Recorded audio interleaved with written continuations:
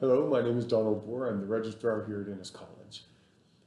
Sometimes the business of being a student can come with challenges, and a little bit of help can go a long way. Our registrar's office is here to help.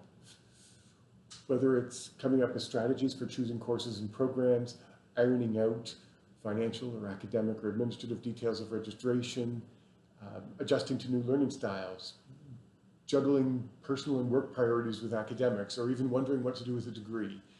A registrar's office is a good first point of contact for information and advice. Online resources can certainly help. So can other students, specialized services, and mentors. Still, if you're looking for a little bit of support along the way as a student, your registrar's office is a reliable first point of contact for accurate information and sound advising in an atmosphere of trust, confidentiality, and comfort. We take our accountability to our students very seriously.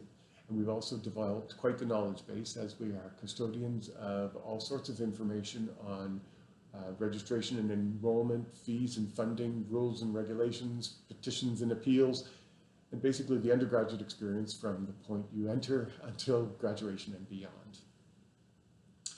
So whether it's by telephone or video chat or eventually in person again, when you come to us with questions, we can help you connect to answers, reflect on options, project solutions, and create opportunities to excel.